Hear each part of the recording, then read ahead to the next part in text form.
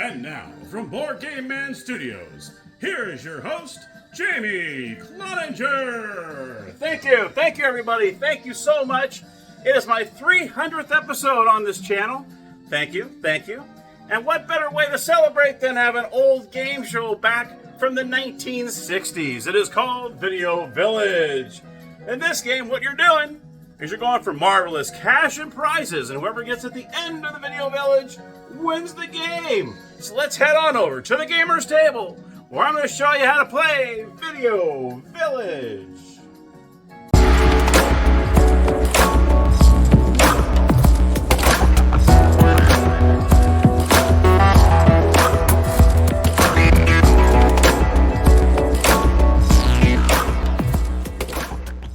And now, coming from Board Game Man Studios, it is Video Village.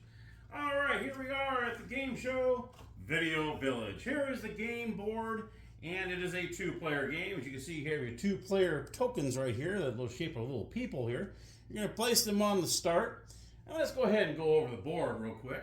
This is the hourglass. If you've seen the game show back in the day, they use an hourglass. What you do is you flip it over, and that is your dice element. It has a little tiny die in there.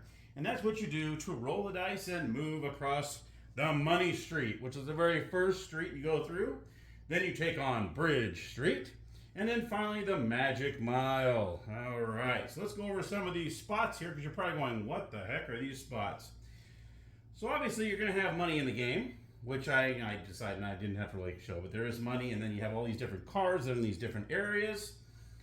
And of course, down Money Street, we'll go through this street first. Now, obviously, this is it's actually a pretty easy street here. Obviously, if you land on $5, $10, $15, or even $20, you straight up get the cash. If you have a free turn, all you do is you're going to just roll again. I think, of course, there's a couple of free turns that are along this way. So if you say free turn, there you go. The bus stop. If you land on the bus stop, what you're going to do is you're going to take one of these cards. All right, let me go ahead and show you a couple of these bus stop cards. You're going to take one of these cards that say bus stop, and you go ahead and just take and read what it says. So let's go ahead and take a look at what the first one says here. Go back 2 spaces. All right. So we got some other spaces here. Go to jail, which we'll go over in a minute, which is the little jail right here. Go back to start, go ahead 1 space, go ahead 3 spaces, and so on. I think you get the gist of that. That's pretty much the bus stop. All right. Then you have the do-it-yourself. Let me see if I can get those back in there. Okay, that's the bus stop. All right, if you land on do-it-yourself, what happens is a player takes one of the cards from the rack without looking at it and hands it to the mayor or the other player. If you have 3 or 4 players, you just hand it to one of the other players to read, and does what it tells him to do. If he has a stunt to do, the referee for audience, if there is one, decides whether he gets the reward or not. Okay, so let's take a look at a couple examples of do-it-yourself. What we got right here, we've got, for $10, say the last word in the Star-Spangled Banner. All right, and then you have another one here. For $25, hop like a frog and whistle Dixie. So, okay, so that should be a very interesting one if anybody lands on do-it-yourself. All right. And then, now you go take a chance. Let's take a look at take a chance. So you grab one of these cards, and it says here, turn dice cage. Odd wins $5, even wins $10. All right. Let's take a look at another one here.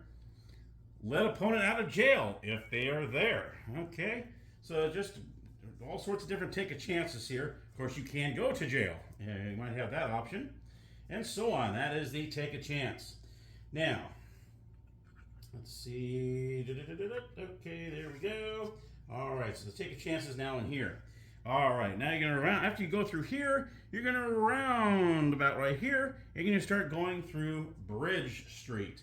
Bridge Street has some interesting little areas.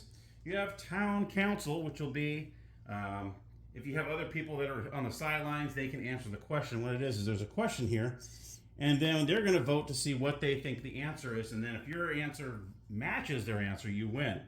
Like here, who eats the most, men or women? Okay. And then, should a husband help wash the dishes? Okay, wow, that's going to be really interesting in today's household.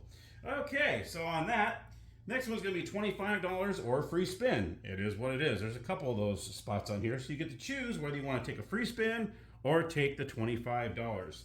Now, you have the wishing well. If you land on the wishing well, this is what happens. If you land on that, you can choose a number 1 to 6. The bird cage is turned, and if that number comes up, it goes immediately across the bridge to the bench. Here's the bridge, and you go to the bench, and which will be start your magic mile. But of course, if you don't roll it, well, okay, then you just stay there, and then you just make you do a normal turn on your next turn. Next one is the auction block. The auction block plays as so. You're going to grab a card, okay? And when it comes to the auction block, player takes one card from the rack without looking at it, hands it to the mayor, and asks him what he will bid on it. Of course, there could be a value on the card from maybe from $0 to $100 on there. Player may accept the mayor's final bid in cash or reject the bid. If he rejects the bid, he gets the amount printed on the card in cash. Okay, so that all depends, and it could be just a lemon. I mean, there's pictures of the auction block here. As you can see, there is some dollars on here. You have dollars there. Maybe you might get a lemon. Okay, you never know what you're going to get on the auction block. All right, now you got finders keepers. Let's take a look and see what happens with the finders keepers. First player only landing here gets what is on the card in cash. So pretty much you're going to grab one of these finder keepers here. And let's take a look at the first. Let's take a look in here. A cigar stub box of cigars worth $5. Woohoo! All right, let's sell some cigars. And then this one here, a hand of cabbage, money worth $10. Woohoo! All right, so that's interesting stuff. All right, so that's the finders keepers. All right, and then you have to land on one of these spaces exactly in order to cross the bridge. If you overroll, then obviously you must stay there until you actually roll exactly on one of these two spaces in order to cross the bridge. If you roll the U-turn, which is right here, the player landing here turns the birdcage again, and his opponent then moves ahead that many spaces, even though it moves him. Now, if they're out of jail and up Bridge Street, B, across the bridge and down the Magic Mile, or C, onto or across the two finish spaces to end the game. Okay, that's what the U-turn is. Okay, then you go to the final Magic Mile here. If you land on the camera shop, you're going to take one of these cards here, and it's going to tell you what you have won. Okay, you're going to do that at the end of the game. Lose a turn, free turn, that's obvious. Bank, obviously you're going to draw a bank card, and you'll see how much money you're going to get there. Safety zone. Now, the reason why we have a couple safety zones here is if you land anytime during the game, if you land on the same space as an opponent, you get to choose between $25 or, no, I'm sorry, no, I got that wrong. If you land on another space, you either get a free turn or you send that player back to the beginning of that street. So say I'm coming up here and I land on this U-turn, I can decide, do I want to take a free turn or do I want to send my opponent back? And if you send the opponent back, he'll come all the way back to here. Okay, and that is how that works. All right, if you land on the same spot. So if you land on the safety zone, you are safe. So even if I came up here like this, you are safe. I cannot send you back. All right, that's what the safety zone means. Jewelry, same thing. You're going to draw a jewelry store card. Let's take a look at one of these jewelry stores. Ooh, you get a ring for $35. Ooh, ah, ooh. All right. Now this one here, you have, let's try to get these in there, by the way. There we go. Lose one prize or back to bench. So that's a tough one. Then you got the outdoor shop. Same thing. You're going to grab one of these items and you're going to take a look and see what you've won. 1, 2, 3, go. Let's go ahead and talk about that. If you land there, if you roll a 1, 2, or 3, then comes up, then you move that number of spaces. But if you roll a 4, 5, or 6, then you will stay there until you roll a 1, 2, or 3 in the following turn. Okay, so it's pretty much 1, 2, 3, go, 4, 5, 6, no. That's pretty much what that means there. All right, so 1, 2, 3, you get to move ahead. If you roll a 4, 5, or 6, you get to stay there until you actually roll a 1, 2, or 3. Reverse, if you land on this, if you come down here, you got to turn back around.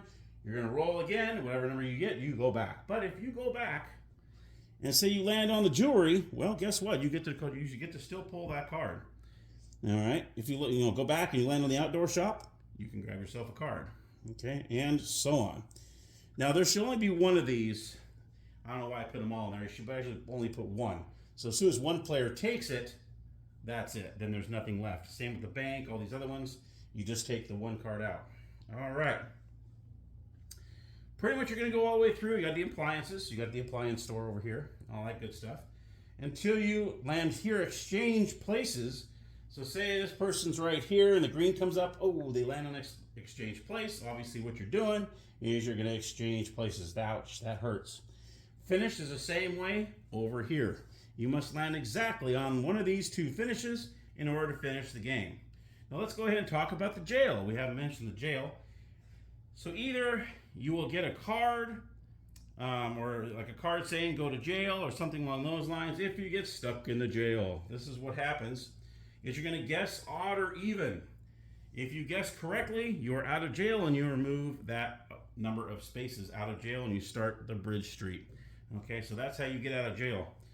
And pretty much the only way to get in jail is pretty much if you pick up a card and it says go to jail, for the most part. And that, my friends, is Video Village. And what you do is as soon as you finish the game, you are the winner of the game, regardless of how many prizes and money and all that good stuff you win. Mainly what you're trying to do is finish the game first. So let's go ahead and play a couple hands to see how this works. So you're going to go ahead and flip the hourglass. That's how you do this, is you flip the hourglass. Okay, let's see. It's a little broken here, unfortunately. You flip over the hourglass and you get a 3. So green will go 1, 2, 3, and green would win $10. The next player would flip the hourglass, and it landed on a 6. So you'd actually go 1, 2, 3, 4, 5, 6. Do it yourself. You'd go ahead and draw a card, do what it says on there, and then if everyone agrees, yep, you did a good job, you get to move on. And then you get the prize money, whatever it says on there. Goes back to green. You're going to flip that. It is a 4. 1, 2, 3, 4. Oh, go to jail. So green, it's kind of hard to get him out of there. Well, I guess you can put him there. So green is now in jail. Okay. And then blue would go. Blue would go ahead and spin the hourglass. It is a 6. 1, 2, 3, 4, 5, 6. $25 or a free turn. I want a free turn. Okay, they get a free turn. They're going to go ahead and spin again. And they get a 1. The wishing well. And of course, that's what I said. Is a player landing here chooses a number between 1 and 6. And if that number comes up, then he goes immediately across the bridge to the bench. Let's just say, I want to say it's a 5. All right, he rolls it. It's a 3. So obviously he stays there. And then he just does a normal turn on his next way out. Now jail, obviously like I said earlier, if you want to get out of jail, you have to guess odd or even. I'm going to say odd. He goes for an odd. And it is an odd number 3. So he would come out. 1, 2, 3. Oh, boom. I'm going to go ahead and take a free turn instead of send him back. So he goes ahead and does the free turn. He's going to go ahead and spin again. He gets 5. 1, 2, 3, 4, 5. U-turn. Uh-oh. Do. So the player landing here turns the birdcage again. His opponent then moves ahead that many spaces. All right. 4. 1, 2, 3, 4. $25 a free turn and so on. So you gotta get the gist of it. And that's pretty much how you play it. Finish. When a player lands on either of these two spaces, the game ends. Each player adds up his winnings, including the value of the key cards. When there are 3 or more players, a series of games are played. One of the contestants in each new game is the player who landed in the finished space in the previous game, and then his opponent is the new player. The series continues until all contestants have played at least one game. Winning the series, if the player who lands in either finished space in the last game gets a bonus of $100, all players total all of their winnings, and the one with the most money is the winner. So there you have it. So you can actually do it in series. So 2 players will play each other. Once that winner goes on, the winner will play the other challenger, and then you go again. Then you're going to tally up all your winnings, all that good stuff, all the keys, all the money, the cash, everything. You add all that up, and you end up winning the game. And that, my friends, is Video Village. All right, so let's head on up to the game room, and I'll give you my final thoughts. All right, everybody. No music this time. My final thoughts on Video Village. You know, it's a pretty cool game. It was an actual game show back in the 60s, and where actually they had a member of their family or someone that they chose to flip the little hourglass to roll the dice, and then you would move on these different spaces that are on the board here. There's only maybe about 2 episodes on YouTube that I was able to find just to kind of get an idea of how it's played. But what's pretty cool is the inside, which I didn't show, has all the instructions in the top part of the box inside. So you don't have to worry about losing any of the instructions and the paper instructions. It's all printed in here. That is a lot of instructions in there. Just each space, what it does. Because a couple of those spaces I don't remember seeing on the episodes I watched, the black and white episodes that were on YouTube. So I had to kind of go, oh, I don't remember seeing that. Anyone stepping on that space. So I had to kind of read it up a little bit. But anyway, it's a fun game. It's pretty cool. If you want to go back in your childhood, now this is before me, unfortunately. I was born in 74. I'll be more than happy to claim that. But I know it was back in the 60s. This was made in 1960 by Milton Bradley. It's pretty much, they don't really have a player count because it's pretty much you have two players going against each other. Whoever makes it to the end of the video village goes on and plays the next player. And you can just kind of have a series where you do that because that's how the game goes.